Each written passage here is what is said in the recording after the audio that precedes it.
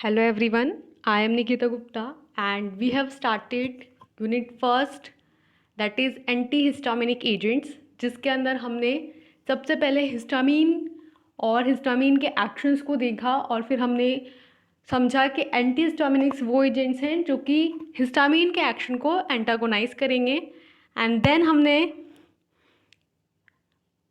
Antihistaminic class की classification को देखा और उसमें हमने फर्स्ट क्लास स्टार्ट करी थी H1 एंटीहिस्टामिनिक एजेंट्स और उसकी फर्स्ट जनरेशन। नाउ हम H1 रिसेप्टर एंटागोनिस्ट की सेकेंड जनरेशन को डिस्कस करेंगे और उसमें आने वाली ड्रग्स को स्टडी करेंगे। सो स्टार्ट करते हैं हमारा आज का topic, that is second generation H1 receptor antagonist. Means कि H1 रिसेप्टर एंटागोनिस्ट जो हम देख रहे थे उसकी फर्स्ट जनरेशन हमने कंप्लीट की है, अब हम सेकेंड जनरेशन को स्टडी करते हैं। So the major side effects of first generation antagonist is sedation because they cross the blood brain barrier and affects cerebral H1 receptors.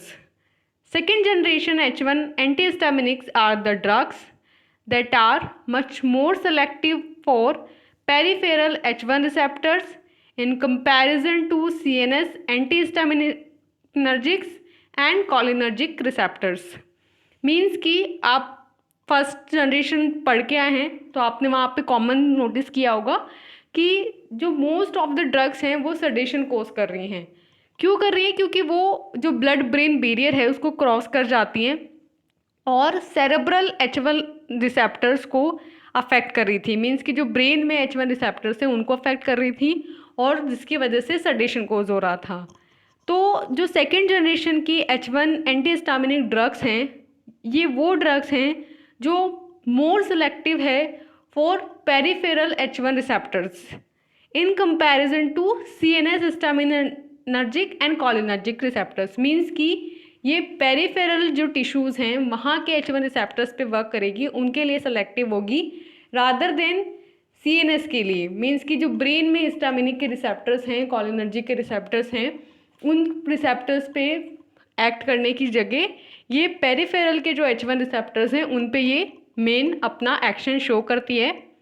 Initially astemizole and terfenadine was developed with larger and tertiary amine substitutes. These drugs are non-sedative and are selective for target receptors but produce serious cardiovascular toxicity. Various new agents with polar group connected either to the terminal tertiary amine or as a substituent of one of the aromatic rings was developed. Means कि starting में जो second generation के drugs discover हुए थे उनके अंदर एस्टेमिजोल और टर्फेनाडीन develop की गई। ये जो ड्रग्स थी इनके साथ एसोसिएट था एक larger and tertiary Amin substituent. अब ये जो ड्रग्स थी ये ऑफकोर्स नॉन सेडेटिव थी और टारगेट रिसेप्टर्स के लिए सेलेक्टिव थी, लेकिन ये ड्रग्स जो थी वो सीरियस कार्डियोवैस्कुलर टॉक्सिसिटी कोज कर रही थी, तो ये भी उतनी ज़्यादा एक्सेप्टेबल नहीं हुई।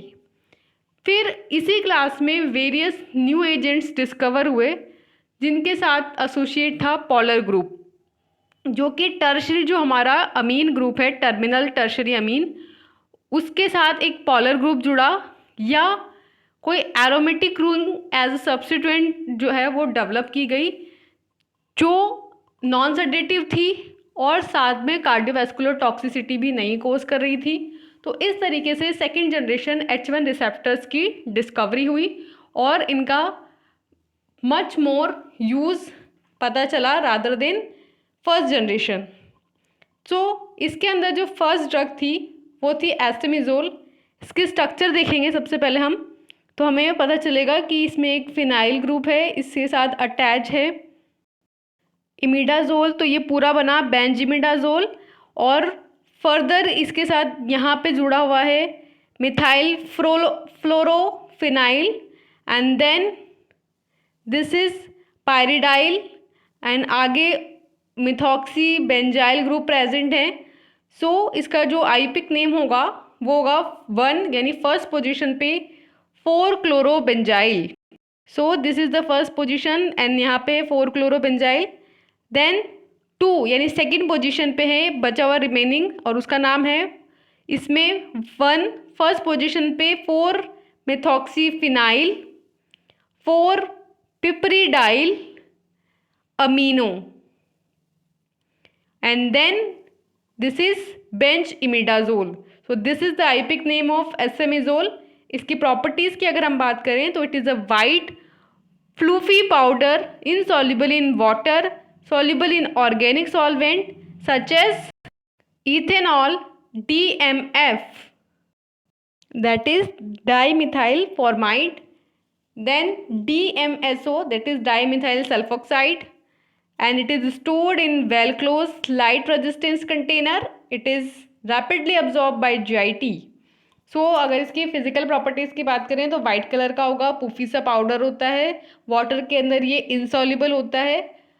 आपने कॉमन चीज़ देखी होगी, हमने सॉल्युबिलिटी में जो लास्ट हमारे H1 रिसेप्टर्स थे वो या तो स्प्रिंगली सॉल्युबल थे, स्लाइटली सॉल्युबल थे, तो वाटर में उनकी स्लाइटली सॉल्युबिलिटी देखी गई है, कुछ फ्रीली सॉल्युबल थे। यहाँ हमने एस्ट्रेमेज़ोल देखा जिसकी एक कॉम्प्लेक्स स्ट्रक्चर है और ये वाटर में इनसॉल्युबल है, जबकि ये ऑर्गेनिक सॉल्वेंट्स जैसे कि इथेनॉल, DMF और DMSO के अंदर ये सॉल्युबलाइज हो जाता है।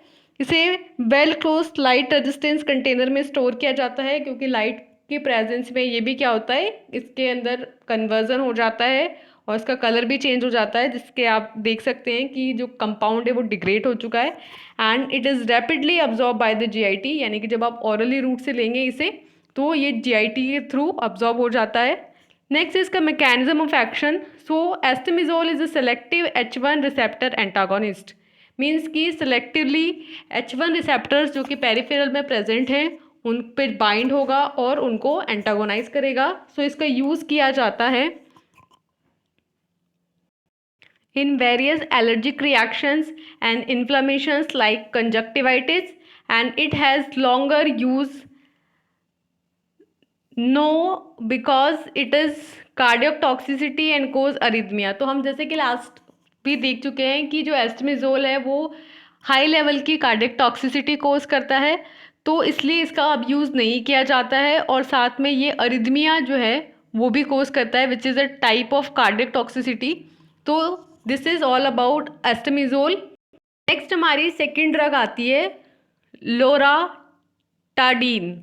लोराटाडीन की अगर आप देखेंगे तो इसके अंदर एक 7 कार्बन की रिंग है जिसके साथ एक क्लोरोफिनाइल और दूसरी साइड पे पेरिडीन ग्रुप प्रेजेंट है और नीचे की तरफ डबल बॉन्ड से sp2 कार्बन के थ्रू पिपराडीन रिंग प्रेजेंट है और नीचे आपके कार्बोक्सिलेट।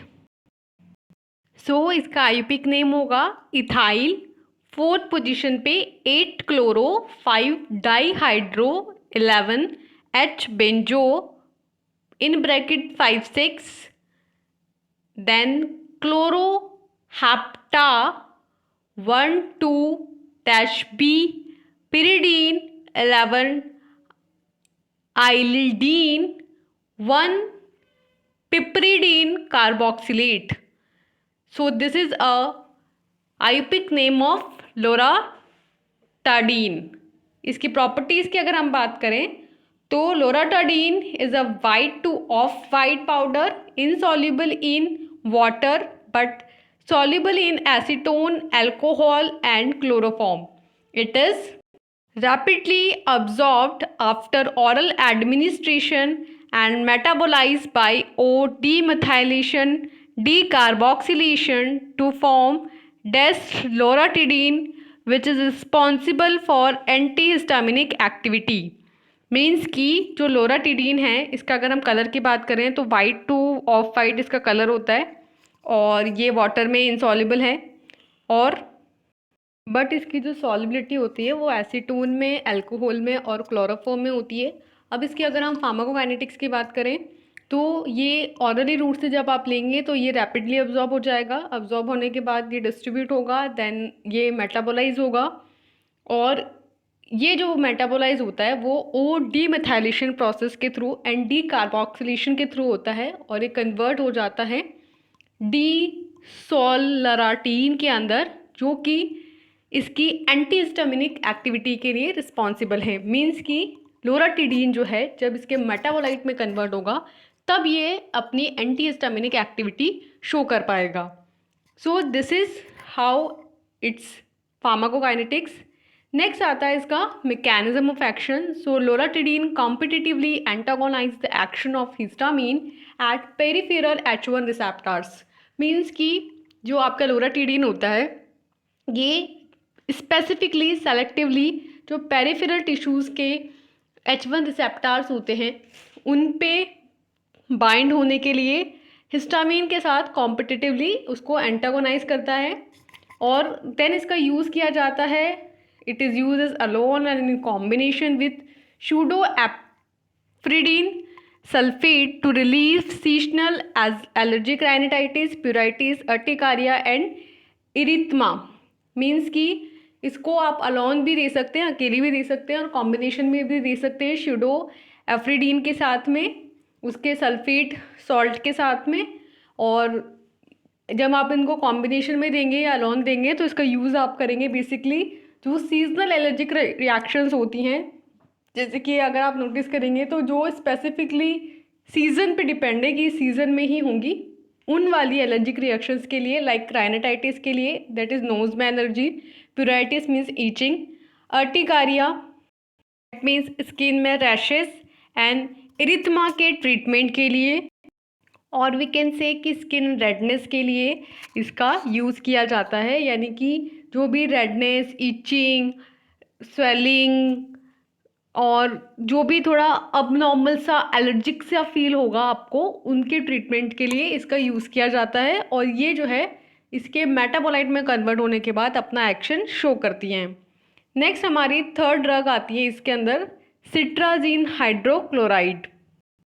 अगर हम सिट्राजीन के स्ट्रक्चर को देखें तो इसमें एक फिनाइल, एक क्लोरोफिनाइल ग्रुप है जो कि कार्बन के साथ अटैच्ड हैं। ये किरेल कार्बन है और ये जो किरेल कार्बन है ये फर्दर आगे पिप्राजीन मॉइटी के साथ जुड़ा हुआ है एंड देन फर्दर एक इथॉक्सी एसिटिक एसिड इसमें ग्रुप प्रेजेंट है। तो इसका जो आयुपिक नेम होगा दैट इज़ RS, क्योंकि इसके अंदर 2 कैरल कार्बन हैं और एक का जो एब्सोल्यूट कॉन्फ़िगरेशन है वो है R और दूसरे का है S।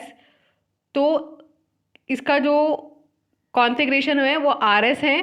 देन इसकी स्ट्रक्चर को अगर हम एक्सप्लेन करें तो इसका आइपिक नेम होगा 2 एंड 2 के पोजीशन में 2 एंड उसकी पोजीशन में 4 एंड उसमें 4 chlorophenyl that is this, then phenyl methyl that is this is 4 chloromethyl, this is phenyl methyl, then piperazine that is this, 1-yle ethoxy acetic acid, this is that, and hydrochloride because it is a salt of hydrochloride. So this is the IUPAC name of citrazine hydrochloride. इसकी properties की बात करें तो it is a white और almost white crystalline powder that is freely soluble in water, stored in well close container.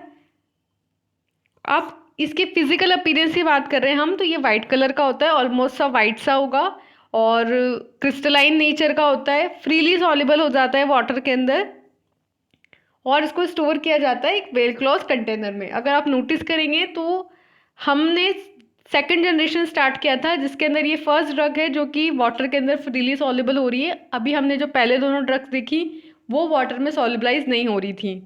Then this drug does not penetrate in the CNS because it is polar and it is deuterine. It has longer duration of action, rapid onset of activity. Citrazine get absorbed in the GIT but not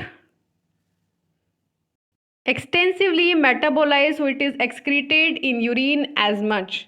Means अगर हम इसके pharmacokinetics की बात करें तो हमने H1 histaminic जो drugs देख रहे थे फर्स्ट जनरेशन की, हमने उनमें कहा था कि वो सीएनएस में जो ब्लड ब्रेन बैरियर है उसको पेनिट्रेट कर रही हैं, सेडेशन कोज कर रही हैं। तो हमने सिट्राजीन के लिए कह रहे हैं कि ये जो है ये सीएनएस के अंदर पेनिट्रेट नहीं करती हैं, क्योंकि ये पॉलर होती हैं और ये ज्विटर आयन फॉर्म कर रही होती हैं, इसलिए ये नहीं पेनिट्रेट कर पाती हैं। इसका जो है ड्यूरेशन ऑफ एक्शन लॉन्गर होता है, इसका जो रैपिड होता है, इसका ऑनसेट ऑफ एक्टिविटी जो है वो रैपिड होती है। अब ये जब इसको आप लेंगे तो जीआई रूट ऑरली लेंगे और ये जीआई रूट से रैपिडली अब्जॉर्ब हो जाएंगी। इसका ऑनसेट ऑफ एक्शन रैपिड है, इसकी एक्टिविटी जो है, ड्यूरेशन ऑफ एक्शन है वो लॉन्गर है। अब्जॉर्ब होने के बाद ये डिस्ट्रीब्यूट होंगी, लेकिन इसका जो मेटाबॉलिज्म है वो इतना एक्सटेंसिव नहीं होता है, तो इसलिए ये जितनी ज़्यादा हो सके उतनी ज़्यादा यूरिन के थ्रू एक्सक्रीट आउट हो जाती हैं और इतना ज़्यादा अपना एक्शन नहीं शो कर पाती हैं। अगर हम इसकी मैकेनिज्म ऑफ एक्शन की बात करें तो it acts as H1 receptor antagonist, यानी कि H1 रिसेप्टर्स के लिए जो पेरिफेरल टिश्यूज़ हैं उनमें ये एक्ट करेगी, उनको एंटागोनाइज करेंगी और ये ब्रेन में नहीं एंटर कर पाएंगी, तो ये ब्रेन के जो टिश्यू H1 रिसेप्टर्स हैं उन पे ये एक्ट नहीं कर पाती हैं। यूज़ इसका किया जाता है, it is use to relieve allergic symptoms like runny nose, itching eyes, sneezing and itching. Means कि सिट्राजीन जो है बेसिकली जो एलर्जिक रिएक्शंस होती हैं, जैसे अगर नाक बह रही है, आँखों से आंसू आ रहे हैं, आँखों में जलन हो रही है, छींकें आ रही हैं या खुजली, ईचिंग अजीब से आपको फील हो रहा है, तो उस टाइम पे सिट्राजीन दी जाती है उसको ट्रीट करने के लिए। नेक्स्ट हमारी इसमें फोर्थ ड्रग आती है लीवोसिट्राजीन डाईहाइड्रोक्लोराइड। तो लीवोसिट्राजीन और सिट्राजीन में क्या डिफरेंस है, सिर्फ इनके कॉन्फ़िगरेशन का डिफरेंस है। हमने लास्ट सिट्राजीन के अंदर कॉन्फ़िगरेशन देखा था RS और यहाँ पे जो कॉन्फ़िगरेशन है दैट इज़ R। तो this is the difference between the both cetirizine and levocetirizine.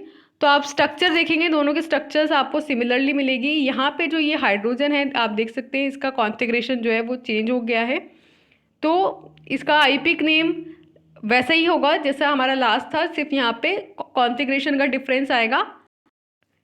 तो इसका आईपिक नेम होगा R2 in bracket 2 in 4 chlorophenyl phenyl methyl piperazine 1 yl ethoxy acetic acid dihydrochloride. Then इसकी properties, it is levorotatory enantiomer of cetirizine, it is white crystalline powder, it is water soluble and it is 30 times more active than as enantiomer and dissociate more slowly from H1 receptors. It is rapidly absorbed after oral administration, poorly metabolized and excreted in urine. सो ये जो है लीवोसिट्राजीन basically ये क्या है, सिट्राजीन का लीवोरोटेटरी एनेंटियोमर होता है और इसकी फिजिकल प्रॉपर्टीज़ की बात करें तो सिमिलरली उसकी जैसी ही होगी, वाइट कलर का होता है, क्रिस्टलाइन सा पाउडर है, वाटर में सॉल्युबलाइज हो जाता है। अब इसके लीवोरोटेटरी होने का क्या प्लस पॉइंट है कि ये जो है सिट्राजीन जो हमारा था एस एनेंटियोमर के कंपैरिजन में इसका जो एल एनेंटियोमर है ये 30 टाइम्स मोर एक्टिव है और ये H1 रिसेप्टर से बहुत धीरे धीरे डिसोशिएट होगा और जब स्लोली डिसोशिएट हो रहा है मतलब वहाँ पे ज़्यादा टाइम तक वो रुक रहा है तो ज़्यादा अपना एक्शन शो कर पा रहा है, इस वजह से इसकी जो एक्टिविटी है वो 30 टाइम्स इन्हांस हो जाती है। देन अगर हम इसकी फार्माकोकाइनेटिक्स की बात करें तो इसे ऑरली रूट से लिया जाता है और ये ऑरली रूट से रैपिडली एब्जॉर्ब हो जाएगा, देन डिस्ट्रीब्यूट होगा। इसकी जो मेटाबॉलिज्म है वो पुअरली होगा, जैसे हमने लास्ट सिट्राजीन में भी देखा था, वो भी पुअरली मेटाबोलाइज हो रहा था और इस वजह से the more amount is excreted in urine. Next आता है इसका mechanism of action. So levocetirizine is active enantiomer of cetirizine racemate which selectively binds to H1 receptor and antagonize the effect of histamine।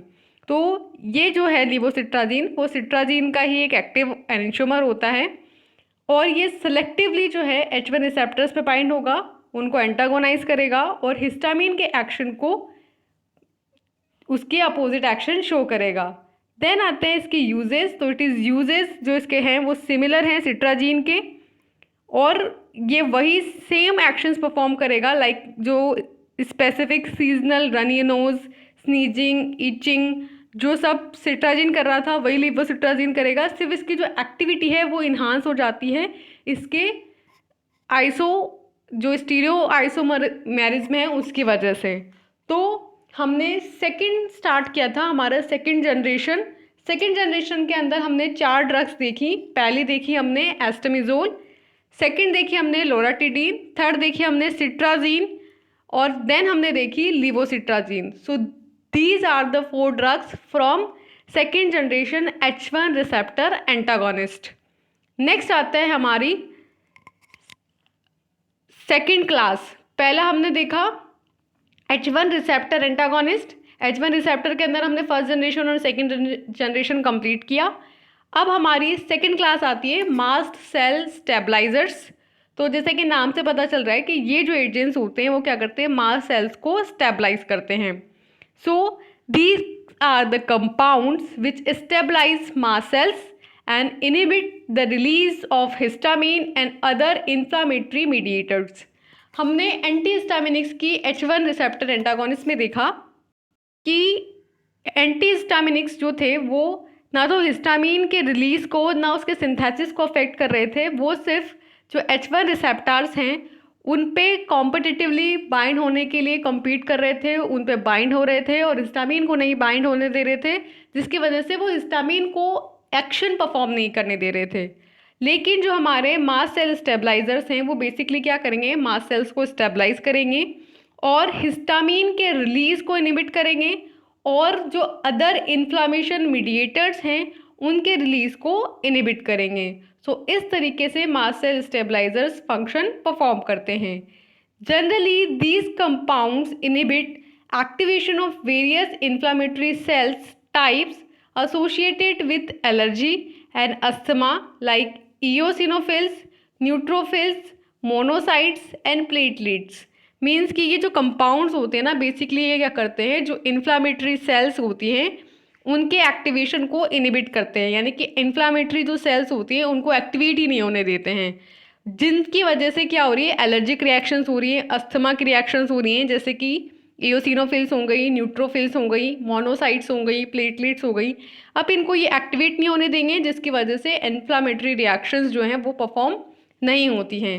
These drugs also inhibit the release of prostaglandins and leukotrienes in addition to histamine। Means कि ये जो drugs होती हैं ये basically क्या करती हैं, जो प्रोस्टाग्लैंडिन्स हैं, जो ल्यूकोट्राइन्स हैं, उनके रिलीज को इनिबिट कर देती हैं। तो इस तरीके से जो मास्ट सेल स्टेबलाइजर्स हैं वो अपना फंक्शन परफॉर्म करते हैं। इसके अंदर जो ड्रग्स आती हैं वो हैं cromolyn sodium. So this is the structure of cromolyn sodium. इसके अंदर आप देखेंगे कि इसकी इधर वाली स्ट्रक्चर और इधर वाली स्ट्रक्चर्स जो हैं वो सेम हैं और ये एक दूसरे के साथ एसोसिएटेड हैं। तो सिमिलरली 2 हैं और बीच में यहाँ से इसके थ्रू ये अटैच है। तो इसका नाम है डाइसोडियम 1,3 बिस 2 कार्बोक्सी क्रोमोन 5 आइल ऑक्सी 2 हाइड्रो ऑक्सी प्रोपोनिएट।